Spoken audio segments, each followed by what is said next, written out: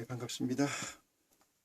오늘은 누가복음 12장 말씀을 여러분과 함께 상고하면서 은혜를 받는 시간을 준비하도록 하겠습니다. 그 전에 저번 시간에 11장, 누가복음 11장 48절 이하로 다시 한번 훑어보고 12장을 진행하도록 하겠습니다. 먼저 우리 주 예수 그리스도의 이름으로 우리 아버지께 기도를 드리고 이 시간을 준비하겠습니다. 놀라우신 아버지 하나님, 오늘도 저희가 무엇이간데 이처럼 사랑하시사 아버지 성산으로 부르시사 아버지 은혜를 공유하게 하시고 우리에게 구원에 한 발짝 다가갈 수 있는 축복을 허락하심을 고맙게 생각하고 영광으로 생각합니다. 아버지 하나님, 저희가 무엇이간데 이처럼 사랑하시는지요. 아버지, 세상 끝에 답이 있는 것이 아니고 아버지의 말씀에 그리스도의 복음에 답이 있는 줄 저희가 고백하오니 이 고백을 살펴서 이 말씀을 볼 때 우리에게는 구원에 한 발짝 다가가는 축복이 이 시간을 통하여 나타날 수 있도록 아버지 하나님, 이 시간에 축복하여 주시옵소서. 사랑하는 형제 자매들이 무엇이간데 아버지 하나님 그토록 사랑하시사 우리에게 한 발짝 두 발짝 양보하게 하시고 아버지 하나님의 의의를 나타내기에 부족함이 없도록 저희를 치료하시는 중. 사랑하는 우리 아버지 하나님, 오늘 저희가 말씀을 증거하고 들을 때 아버지의 영광이 온전히 나타나는 축복이 이 시간으로부터 시작해서 영원까지 함께 나타날 수 있도록 아버지 이 시간을 정결케 하여 주시고 이 시간을 축복하여 주시옵소서. 이 말씀을 듣는 각인 하나하나가 영혼이 중요하다 하신 것처럼 이 시간에 영혼을 살리사 아버지의 은혜 가운데 머물게 할 수 있도록 머물 수 있도록 아버지의 축복을 더하여 주시길 원합니다. 이 모든 말씀을 우리 주 예수 그리스도 이름으로 기도합니다. 아멘.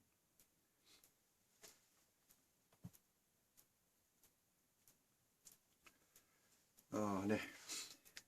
저번 시간에 누가복음 11장 48절 이하의 말씀을 보시다가 시간 관계상 아마 제대로 읽지 못해서 다시 보겠습니다. 누가복음 11장 45절부터 보시겠습니다. 한 율법사가 예수께 대답하여 가로되 선생님, 이렇게 말씀하시니 우리까지 모욕하심이니이다. 가라사대 화 있을 진저도 너희 율법사여 지기 어려운 짐을 사람에게 지우고 이랬어요.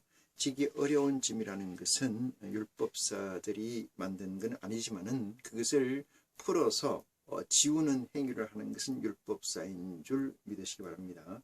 물론 이들을 지우는 짐은 모세의 율법이다 이렇게 말씀드릴 수가 있고요.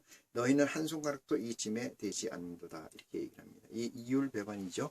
율법사도 구원의 대상이고 저주의 대상이었었고 고통을 받아야 되는 대상이었는데 지네들은 그렇지 하지 않고 지네 밑에 있는 믿음의 형제들만 짐을 잔뜩 지우고 지들은 거기에서 해방돼서 놀고 있다 이렇게 얘기하는 거죠. 이 시대도 아마 이 얘기가 거의 대동소이하게 적용되지 않나 이렇게 생각합니다. 많은 목자를 대신하는 그 목회자들은 뭐 어려움 가운데 물질적 고난 가운데 살고는 있긴 합니다만은 역시 그들은 추앙받고 있고 추앙받기를 원하고 또는 이 세상의 물질에서 풍요를 누리면서 그것이 그리스도의 은혜고 하나님의 은혜다 이렇게 생각하면서 많은 사람들로 하여금 물질을 빼앗아서 물질을 착취해서 자기들의 풍요를 누리고 있는 것이 또한 이 예와 다르지 않다 이렇게 저는 설명드릴 수가 있어요. 화 있을진저 너희는 선지자의 무덤을 쌓는 도다 이랬어요. 선지자의 무덤을 쌓는다는 것은 봉분을 높게 한다 이랬어요. 왜 그래요? 많이 보여줘야 이들에게 복이 많이 온다 또는 이 세상의 복이죠 온다 이렇게 생각하기 때문에 그런 거 아닌가 이렇게 생각합니다. 저희를 죽인 자도 너희 조상들이로다 이렇게 했습니다. 저희를 죽인 자도 너희 조상들이라는 건 이 조상들이 무슨 일을 했는가 이렇게 얘기해요. 선지자들을 죽였다 이렇게 얘기하는 거죠. 선지자들이 무덤을 쌓는 자다 이렇게 얘기했잖아요. 저희를 죽인 자도 그 선지자를 죽인 자도 너희 조상이다. 그러면 그 후손이라는 얘기가 되는데 여기서 조상이라고 얘기를 하면은 에덴 동산에서 하와를 꼬드겨서 선악을 알게 하는 과일을 먹게 한 그 존재이죠. 그것을 우리는 멜기세덱의 존재다 이렇게 얘기를 드릴 수가 있어요. 이와 같이 저희는 죽이고 너희는 쌓으니, 그러니까 제 조상들은 선지자를 죽였고 너희들은 또시 그들을 그들의 그 업을 그들의 그 업적을 더 크게 해서 그 먹고 사는 끓이로 만들고 있다. 쌓으니 너희가 너희 조상의 행한 일의 증인이 되어 옳게 여기는도다. 이렇게 얘기를 해요. 이것이 어떻게 일목요연하게 볼 수만 있다면은 마음속에서 아니면 공간에서 볼 수만 있다면 이런 우를 범하지 않을 텐데도 불구하고 이 일을 하는 거 보면은 저들의 조상이 사악한 것만은 분명하다. 이렇게 생각합니다. 여기에 미혹되거나 유혹돼서 이들의 종이 되고 이들의 먹이가 되는 안타까운 현실이 오늘도 횡령하고 있다. 이렇게 말씀을 드립니다. 49절에 이러므로 하나님의 지혜가 일렀으되 내가 선지자와 사도들을 저희에게 보내리니 했어요. 그 중에 들으는 죽이며 또는 핍박하리라 하였으니 창세 이후로 흘린 모든 선지자의 피를 이 세대가 담당하되 했어요. 이 세대라는 것은 선지자를 죽인 세대가 담당하다 하되 곧 아벨의 피로부터 제단과 성전 사이에서 죽임을 당한 사가랴의 피까지 하리라. 이렇게 이야기를 합니다. 그러면은 이 말씀을 깊게 좀 들어가 보면은 이런 얘기가 가능합니다.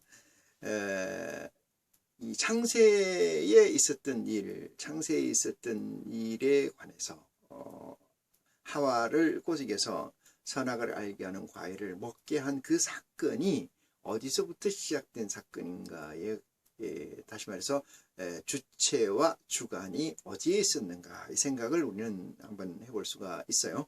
그래서 그 생각에 머물다 보면은 어느 것은 하나님의 주관에 있는 거고 어느 것은 하나님의 주관이 없는 건가에 관해서 여러분들이 퀘스천 마크 질문을 가질 수가 있습니다. 그 질문을 가지고 말씀을 봅니다. 그 의문을 가지고 말씀을 보겠습니다. 이 아벨의 피로부터 아벨이라는 것은 아담과 하와의 자식이죠. 그것은 난 아벨의 피로부터 제단과 성전 사이에서 죽임을 당한 사가랴의 피까지, 그러니까 예수 그리스도의 위에까지 그대까지 하리라. 내가 너희에게 이르노니 과연 이 세대가 담당하리라. 화 있을진저 너희 율법사여 너희가 지식의 열쇠를 가져가고 너희도 들어가지 않고 또 들어가고자 하는 자도 막았느니라 라고 증거되어 있습니다. 이 말씀이 사람으로서는 깨우침받기 어려운 말씀이나 성령의 도우심이 있다면 이 말씀의 의미가 무엇인지 여러분에게 구원의 메시지가 될 줄 믿습니다. 53절입니다. 거기서 나오실 때 서기관과 바리새인들이 맹렬히 달라붙어 여러 가지 일로 힐문하고 그 입에서 나오는 것을 잡고자 하여 목을 지키더라. 이렇게 이야기를 합니다. 12장 1절입니다. 그동안에 물이 수만 명이 모여 서로 밟힐 만큼 되었을 때 그러니까 엄청 많이 모여서 발을 밟힐 만큼 되었을 때 예수께서 먼저 제자들에게 말씀하여 가라사대 바리새인들의 누루 곧 외식을 주의하라. 이렇게 했어요. 외식이라는 것은 우리가 먹어야 될 것 외에 먹는 거죠. 정상적인 게 아니고 비정상적인 거를 우리는 지칭할 수 있는데 여기서 주의하라는 거는 먹을 수는 없지만은 전제되어 있습니다. 먹을 수는 없다라는 게 전제되어 있다. 그래서 그 주의하라 이런 얘기죠. 그리스도의 법에서 생명의 성령의 법이라는 것이 마음에 두는 법이잖아요. 마음에 두는 법이어서 이 마음에 두는 법을 가지고 측량을 해서 이것이 옳고 그르고 죄가 되고 죄가 안 되고 이것은 내 사유에 있지만은 내 사유에 있기 때문에 불완전하다. 그러다 불완전하기 때문에 하나님께서는 우리에게 주시기를 공의를 주시는데 그 공의의 개념이 뭐냐 하면은 중심을 보시는 하나님이다. 이렇게 얘기했어요. 중심이라는 의도를 얘기합니다. 의도가 어디에 있는가에 따라서 그것이 죄로 정함을 받고 죄로 정하지 않음을 받는다.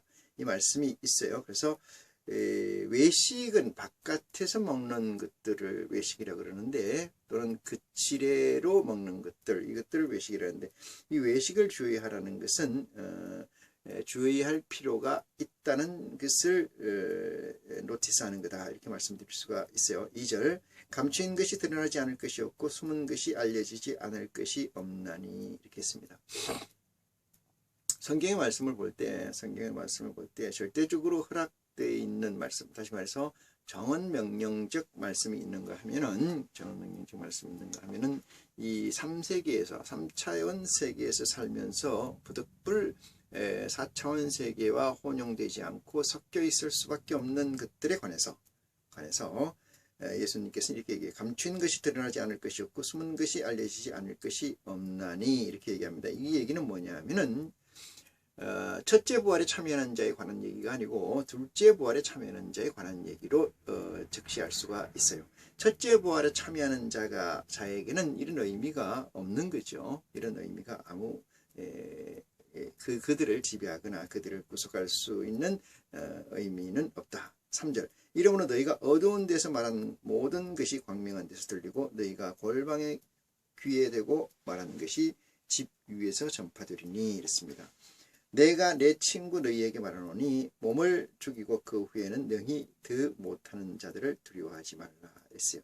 그들을 두려워하지 말라. 그들은 뭘 가지고 협잡을 하느냐 하면은 육체의 사망을 가지고 협잡을 하는 거예요. 육체의 사망을 가지고 쇼당을 친다 그러네요. 비즈니스 딜을 한다 이렇게 얘기죠.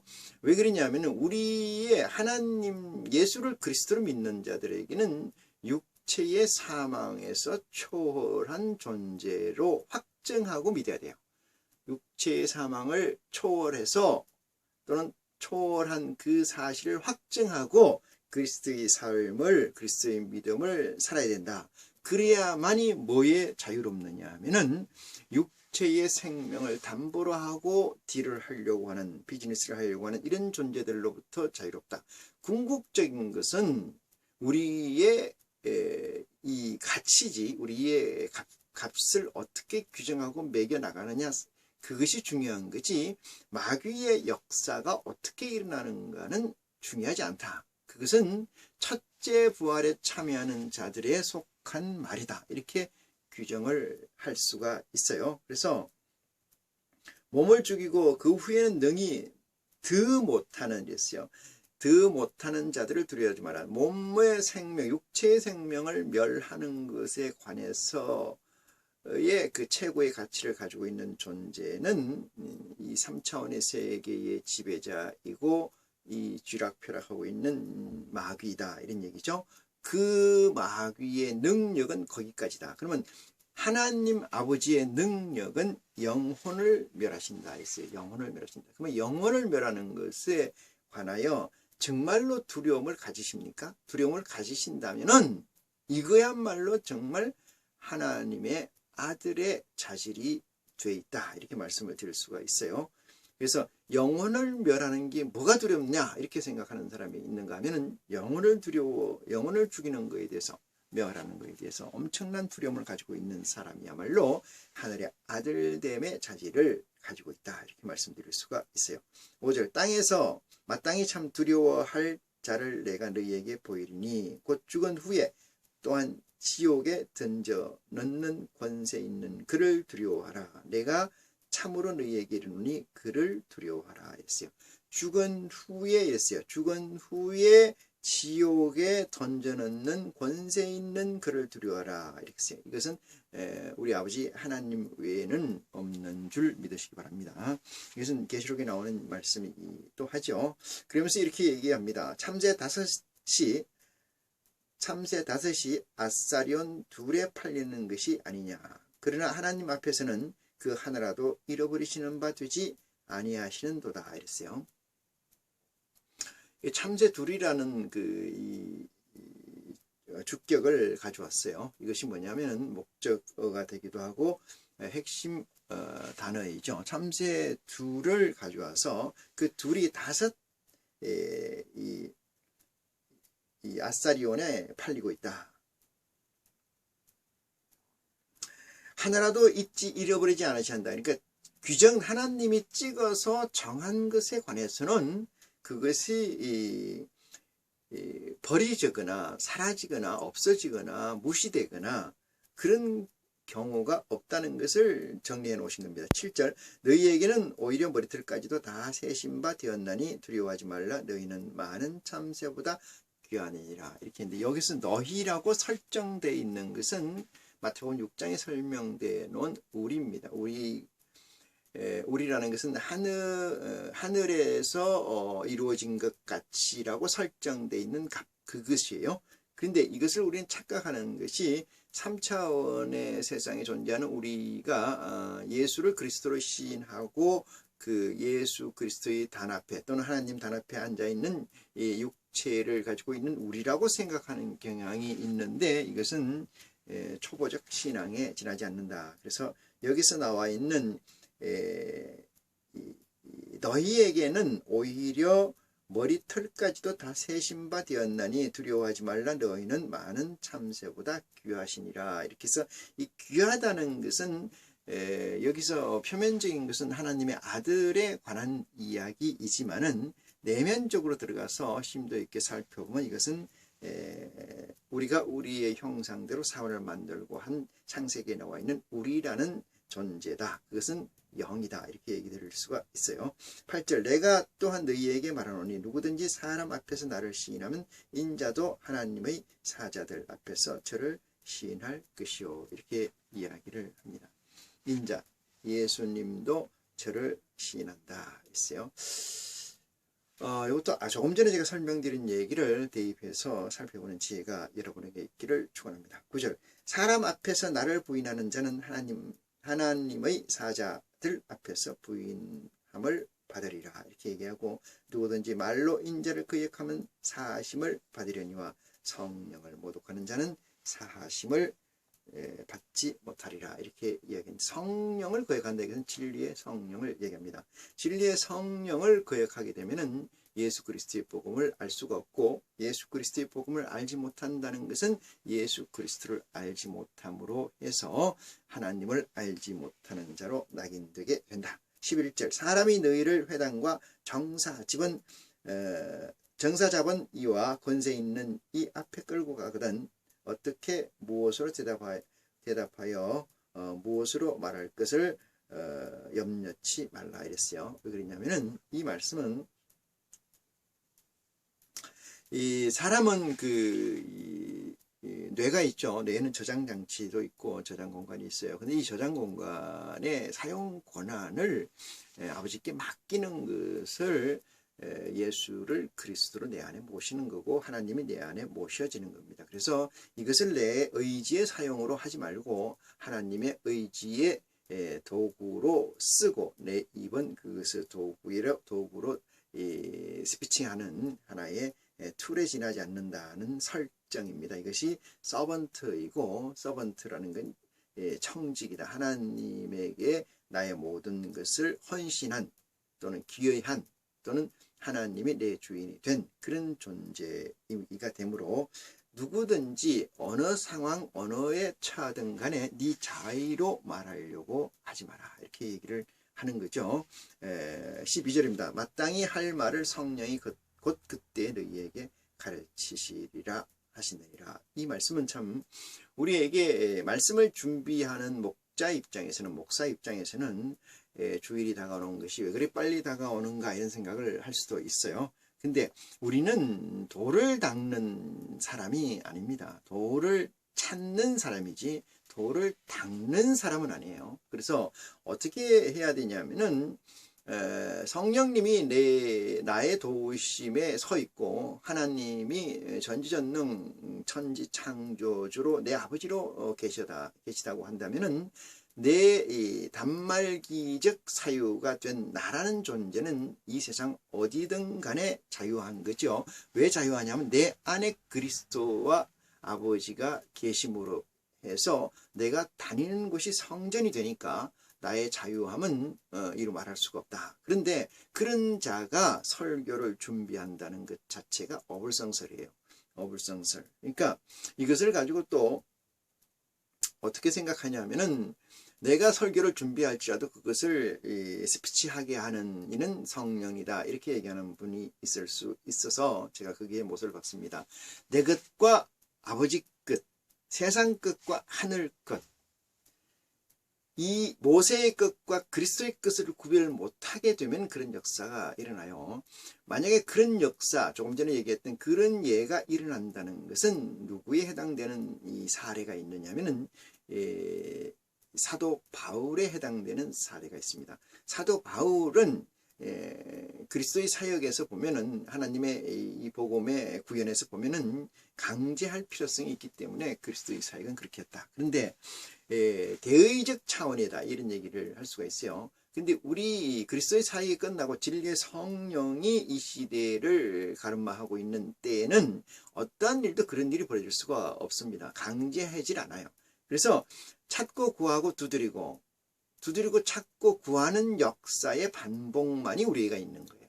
그것이 있을 때만이 하나님께서는 그 진리의 성령을 통해서 그 구하고 찾고 두드리는 것이 무엇인가에 관해서 아버지의 뜻과 주파수가 같게 통하게 되면은 그것을 아버지가 열어주신다. 이렇게 말씀을 드릴 수가 있어요. 그래서 마땅히 할 말을 성령이 곧 그때 너희에게 가르치시리라 하시니라 했어요. 이 사실, 이 메시지를 믿지 못하느냐 이렇게 반문하고 있는 거죠.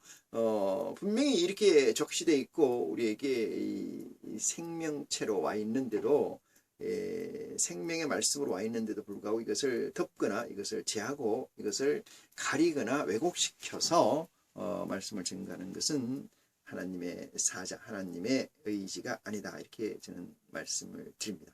13절입니다. 무리 중에 한 사람이 이르되 선생님 내 형을 명하여 유업을 나와 나누게 하소서 하니 이르시되 이 사람아 누가 너를 너희의 재판장이나 물건 나누는 자로 세웠느냐 하시고 저희에게 이르시되 삼가 모든 탐심을 물리치라. 사람의 생명이 그 소유에 넉넉한 데 있지 아니하느냐 하시고 이랬어요. 사람의 생명이 그 소유에 넉넉한 데 있지 아니하느니라 이랬어요. 그러니까 소유하고 생명은 아예 별건이라는 거죠. 별건. 그러니까 어떻게 보면은 생명이 사람이고 사람의 존재가 가지고 있는 모든 것은 이 쓰레기, 가베지, 그러니까 불필요한 것들이다. 이런 얘기죠. 불필요한 것들이다. 불필요한 것들을 제거하는 게 믿음의 시작이거든요. 어느 믿음도 그런 것 같아요. 근데 특히 그리스도께서 우리에게 주신 하나님을 믿는 하나님의 자녀가 되는 이것은 내가 군더더기 가지고 있는 것을 다 내려놓으라는 거예요. 그것이 의미가 없다. 그것이 의미가 없다. 진리가 너희를 자유케 하리니 그랬어요. 진리가 너희를 자유케 하리니 내게 와서 쉬어라. 그것은 내 가진 것을 다 내려놓은 자가 진정한 쉼을 얻을 수 있다는 지혜가 여러분에게 있기를 축원합니다. 진정한 쉼은 내 가진 것을 다 내려놨을 때, 그때 진정한 쉼이 있는 거예요. 그때 내려놔라 했을 때, 내려놨을 때, 내려놔라 한 말이 내게 임했고 내가 실행을 했을 때, 그때야만이 진정한 쉼이 있다. 이렇게 얘기해요. 그래서 그 이유는 내가 하는 말은 너무나 쉽고 가볍고 그 얘기인데, 쉽고 가볍고 그 짐이 그리스도의 멍에는 쉽고 가볍다는 거예요. 얼마나 쉽고 가볍느냐. 가지려고 지금까지 얼마나 노력해서 무엇을 가졌는지 모르겠으나 그 가진 것을 내려놔라. 세상의 명예와 세상의 부귀와 세상의 가치를 내려놔라. 그래야 그리스도의 말씀이 너에게 생명이 되고 너에게 주인이 되느니라. 이렇게 얘기를 할 수가 있습니다. 16절에 또 비유로 저에게 일러 가라사대 한 부자가 그 밭에 소출이 풍성하며 심중에 마음속에 생각하여 가로되 내가 곡식 쌓아둘 곳이 없으니 어찌할꼬 하고 또 가로되 내가 이렇게 하리라. 내 곡간을 헐고 더 크게 짓고 내 모든 곡식과 물건을 거기 쌓아두리라. 또 내가 내 영혼에게 이르되 영혼아 여러 해 쓸 물건을 많이 쌓아두었으니 평안히 쉬고 먹고 마시고 즐거워하자 하리라 하되 하나님은 이르시되 어리석은 자여 오늘 밤에 네 영혼을 도로 찾으리니 그러면 네 예비한 것이 네 것이 되겠느냐 하셨으니. 여러분 영혼을 찾는다 그랬잖아요. 이 영혼이라는 것은 하나님이 가지고 있는 존재죠. 하나님이 가지고 있는 존재. 하나님이 가지고 있는 가치죠. 자, 14절, 16절을 다시 봅니다. 한 부자가 이랬어요. 여기서 설정되어 있는 이 부자라는 것은 하나님의 사람이라는 전제를 깔고 있습니다. 그걸 놓치지 마시기 바라고요. 심중에 생각하여 밭에 소출이 풍성하게 났으므로 마음속에 생각하여 가로되 내 곡식이 쌓아둘 곳이 없으니까 곡간을 넓혀서 그것을 쌓아두리라. 이렇게 생각을 했다고 하고 내가 내 영혼에게 이르되 이랬어요. 내가 내 영혼에게 이르되 자기 스스로가 자기의 영혼에게 말하되 영혼아 열의 물을 많이 쌓아두었으니 평안히 쉬고 먹고 마시고 즐거워하라 하리라 하되 하나님이 그에게 이르시되 어리석은 자여 오늘 밤에 네 영혼을 도로 찾으리니 이랬어요. 도로 찾는다는 것은 가진다, 취한다는 뜻이에요. 그러면 이것이 도로 찾는다는 건 내려가 있는 것을 회수한다 이 뜻입니다. 자기를 위하여 재물을 쌓아두고 하나님께 대하여 부요치 못한 자가 이와 같으리니 이랬어요. 자기를 위하여 재물을 쌓아두고 하나님께 대하여 부요치 못한 자. 하나님께 부자가 되어야 되는데 세상의 부자가 됐다.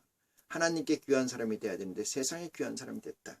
하나님께 위대한 존재가 되어야 되는데 세상에 위대한 존재가 됐다. 그러면 그 존재는 하나님이 그 영혼을 가져간다. 영혼을 가져가면 뭐예요? 죽은 자죠. 죽은 자. 죽은 자. 하나님의 영혼이 없는 상태를 죽은 자라고 얘기합니다. 그걸 평토장이라고 조금 전에 11장에 써 있습니다. 살았다 하는 이름을 가졌으나 죽은 자. 죽은 자는 죽은 자가 장사하게 두고 너는 나를 따르라. 이 메시지가 무엇인가에 관해서 여러분 기도 가운데 응답받는 축복이 여러분에게 있기를 간절히 기원합니다.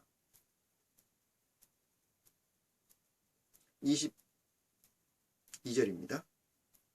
또 제자들에게 이르시되 그러므로 내가 너희에게 이르노니 이랬어요. 제자들에게 이르노니 내가 너희에게 말하는데 너희 목숨을 위하여 무엇을 먹을까 몸을 위하여 무엇을 입을까 염려하지 마라 했어요. 목숨을 위해서, 이 목숨이란 생물학적 육체의 생명이죠. 생물학적 육체의 생명, 생물학적 생명을 얘기합니다. 그것을 위하여 무엇을 먹을까 염려하지 마라. 염려는 그걸 하는 게 아니고 아버지의 의를 어떻게 내가 구현해 낼까, 아버지의 사명을, 아버지의 임무를, 아버지의 사역을 어떻게 내가 조금이나 담당해 낼까, 여기에 관한 거지 내 사역이고 내 것이 아니라는 거죠. 이 땅 것이 아니라는 거죠. 여러분 가정을 해볼까요? 어떠한 목사가 대단한 능력이 있어서, 언변의 능력이 있고 머리에 명석함이 있어서 신학을 졸업해서 목사가 돼서 개척교회를 열었다고 가정을 해볼게요. 그 사람이 첫째 내세우는 것은 하나님 말씀을 내세우는 게 아니고, 왜? 하나님 말씀은 먹질 않아요. 무엇을 먼저 봐요? 그 사람의 프레임, 세상적 가치를 먼저 봅니다. 그 사람이 어떤 존재인가 이것을 봐요. 그럼 그게 사람들이 모입니다. 얼마나 모이느냐 하면 엄청나게 모이죠. 왜? 자기들이 못한 대리만족이 거기에 있기 때문에 그렇습니다. 하나님의 능력은 세상의 능력에 있지 않습니다. 하나님의 능력은 세상의 지식에 있지 않다는 말씀이에요. 세상의 지식이 높은 사람이 하나님에게 높이 올라간다라고 하면은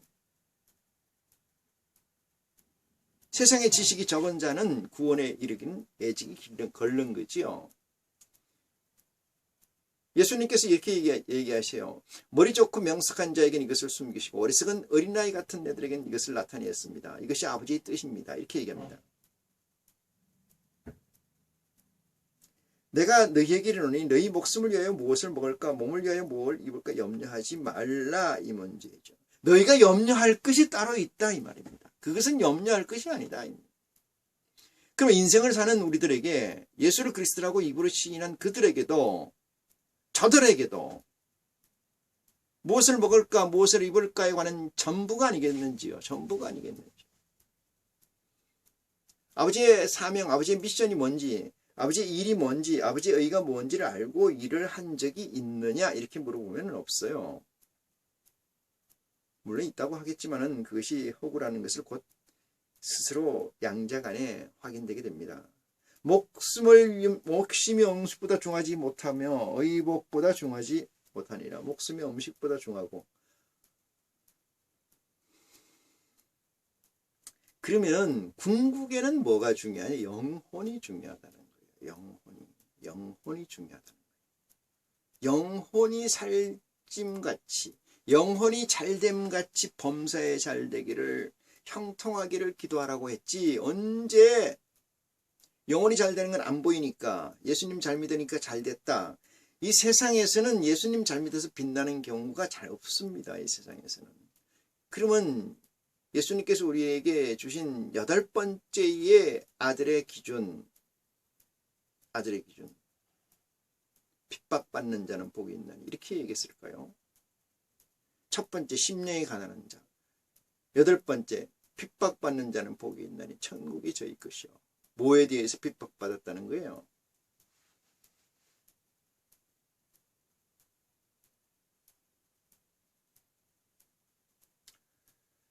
(24절입니다) 까마귀를 생각하라. 심지도 아니하고 거두지도 아니하며 골방도 없고 창고도 없으되 하나님이 기르시나니 너희는 새보다 얼마나 더 귀하냐. 이런 얘기죠. 새보다 얼마나 더 귀하냐. 여기서 너희라고 지칭되어 있는 것은 하나님의 아들들을 얘기합니다. 또 너희 중에 누가 염려함으로 그 길을 한 자나 더할 수 있겠느냐. 그런즉 지극히 작은 것이라도 능치 못하겠거든 어찌 그 다른 것들을 염려하느냐. 이렇게 얘기를 하십니다. 백합화를 생각하여 보라. 심지도 않고 짜지도 아니하느니라. 그러나 내가 너희에게 말하노니 솔로몬의 모든 영광으로도 입은 것이 이 꽃 하나만도 갖지 못하느니라. 이렇게 얘기하고요. 28절 오늘 있다가 내일 아궁이에 던지우는 들풀들도 하나님이 이렇게 입히시거든 하물며 너희일까 보냐 믿음이 적은 자들아. 이렇게 기록되어 있습니다만 믿음이 없는 자들아 이렇게 지칭하는 게 맞다. 이렇게 설명을 드립니다. 너희는 무엇을 먹을까 무엇을 마실까 하여 구하지 말며 근심하지도 말라 했어요. 무엇을 먹을까 무엇을 마실까에 대해서 구하지 말라 했어요. 그건 구하고 찾고 두드리라. 이 말씀 중에 구하는 것이 우리가 육체적인 것이 아니다. 생물학적 목숨을 위해서 하는 것이 아니다. 3차원적 세상에서 나는 어떻게 자리매김을 할까? 어떤 풍요를 가질까? 어떤 안락을 가질까? 어떤 편안함을 가질까에 관해서 구하는 것이 아니라는 것이 명쾌해집니다. 이 모든 것은 세상 사람들이 구하는 것이라. 맞지 않습니까? 세상 사람이 구하는 것과 여러분이 구하는 것이 무슨 차이가 있어요? 이름만 바뀐 거 아니겠어요? 하나님과 예수 그리스도의 이름으로 주신 겁니다 라고 생각하는 것 외에 다른 것이 뭐가 있느냐 이 말이죠. 뭐가 있느냐? 응? 뭐가 있느냐? 만약 예수를 그리스도라고 믿고 여러분이 세상의 물질의 축복을 받았다는 것은 그 물질의 축복을 준 자가 하나님과 예수 그리스도가 아니라는 사실의 정답입니다. 그렇다면 누구의 자식입니까? 누구의 자식입니까? 성경은 그렇게 쓰여 있지가 않습니다. 부자들에게 딜을 해가지고 적당히 딜을 해서 그 부자의 부를 가로채서 자기의 부를 하나님의 부인 것처럼 아주 이름을 미혹되게 써놓고 여러분들도 이렇게 하나님을 잘 믿으면 복 받습니다 라고 간증이라는 이름으로 아주 사수를 쓰는 사람들이 그리스도의 이름으로 얼마나 많습니까? 이 세상에서 사람들이 가르치는 교육 중에 제일 중요한 교육이, 제일 명쾌한 교육이 비교 교육입니다. 비교 교육. 물론 최선의 교육은 내가 하고자 하는 방향대로 계속 주장하고 나가는 거죠. 그래서 따라오는 것이 참인 줄 압니다. 하지만은 비교라는 것은 이것과 이것이 참과 거짓을 나누고 어떤 것이 당신의 현재 모습인가 여기서 벗어나야 된다라고 비교해 줘야 인식하기 때문에 그것이 제일 기초가 되기 때문에 자꾸 세상의 목자, 세상의 교인들하고 비교를 하는 거죠. 그것에 중심이 있는 것은 아니라는 것을 전제해 둡니다. 30절입니다. 이 모든 것은 세상 백성들이 구하는 것이라 너희 아버지께서 이런 것이 너희에게 있어야 될 줄을 아시느니라. 이렇게 얘기했습니다. 그거를 구하지 말라고 하고 기도를 해보십시오. 그걸 안 구한다고 하고 기도를 해야 됩니다. 세상 것을 구하지 않고 기도를 한번 해보시라 이 말이죠. 그러면 무엇을 구해야 될 건가가 답답할 겁니다. 무엇을 구해야 될까? 무엇을 구해야 될까?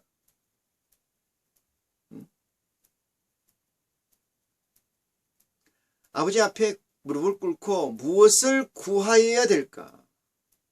아버지하고 무슨 주제로 소통을 해야 될까? 아버지하고 무슨 비즈니스로 구하고 받아야 될까? 뭘 먹을까? 무엇을 마실까? 뭘 입을까가 아니라면 예를 들어볼까요? 교회를 짓는 일이 하나님의 일입니까? 교회를 짓는 일이 하나님의 일입니까? 교인들을 많이 모으는 게 진정 하나님의 일입니까? 예수 그리스도의 명령입니까? 하나님의 의입니까?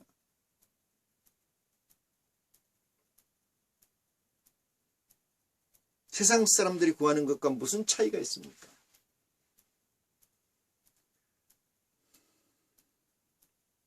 (31절입니다) 오직 너희는 그의 나라를 구하라 했어요. 그의 나라를 구하라. 그리하면 이런 것을 너희에게 더하시리라. 주객이 전도라 됐다 이런 말이 있어요. 뭐가 먼저 돼야 되고 뭐가 뒤에 돼야 되는 거고 뭐가 주절이고 뭐가 종속절인가에 관해서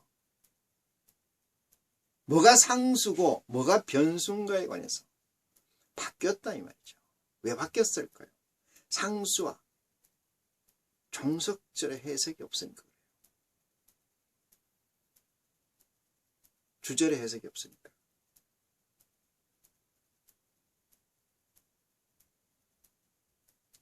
이 모든 것이 세상 사람들이 구하는 것과 그리스도인이라고 해서 구하는 것과 무엇이 틀린가? 이 말씀에서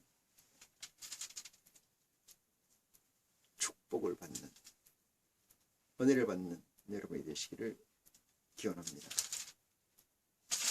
32절입니다. 적은 무리여 무서워 말라 너희 아버지께서 그 나라를 너희에게 주시기를 기뻐하시니라 했어요. 적은 무리여. 이건 적은 무리라는 건 작다는 거잖아요. 작다는 거.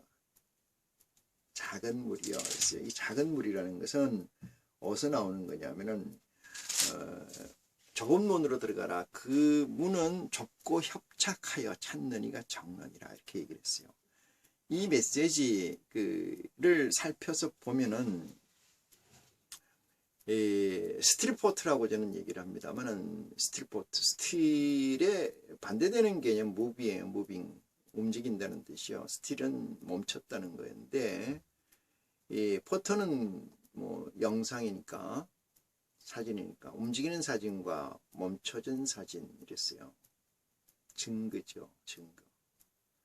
사람은 여러 가지 행동을 하여 1시간 동안 일을 했다 그러면 내에서 0분에서 50, 60분까지 하는 일 중에 제일 중요한 그 단서를 60분간 계속 노출시키는 게 아니고 아주 짧은 순간만 노출시킵니다. 그 짧은 순간을 잡아서 필름화해서 세이브하는 것.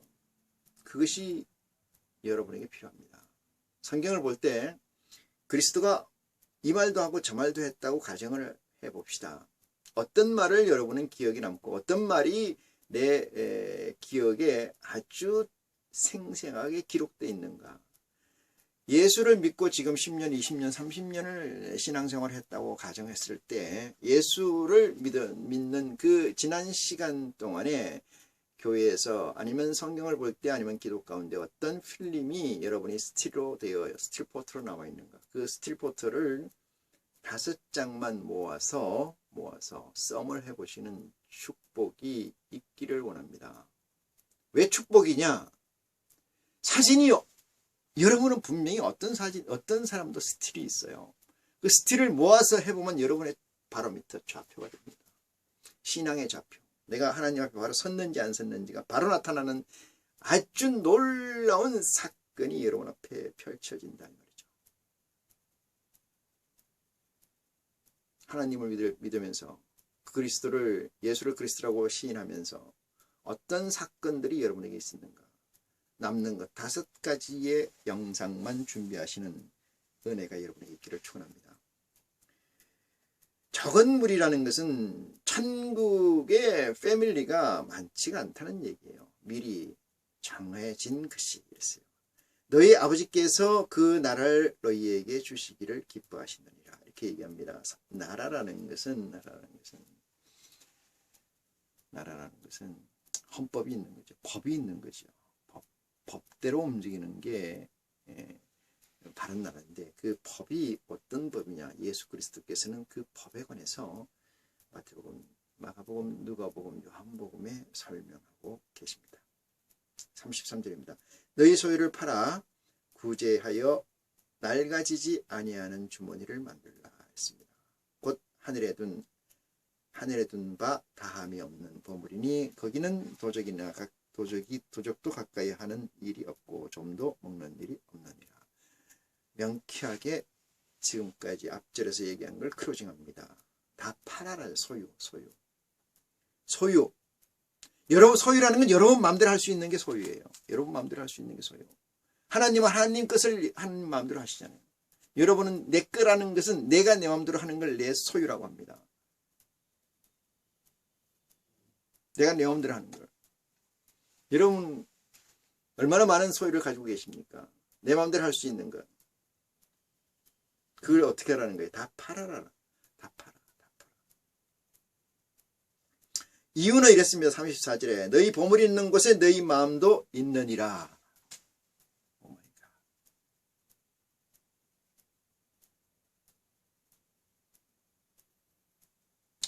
너희 마음도 있느니라. 그것이 유일한 이유입니다. 그것이 유일한 이유. 왜 다 팔아라고 하는 거냐? 그것은 소유가 여러분 것이 없어야 된다는 전제예요. 그것이 첫 번째 아들 8가지 조건 중에 첫 번째, 심령이 가난한 자. 5번째, 마음이 청결한 자. 8번째, 핍박받는 자. 그렇지 못한 자는 결단코 하늘나라에 들어갈 수 없다는 전제를 우리 주님께서는 하고 계십니다. 오늘 이 시간 말씀을 마치겠습니다.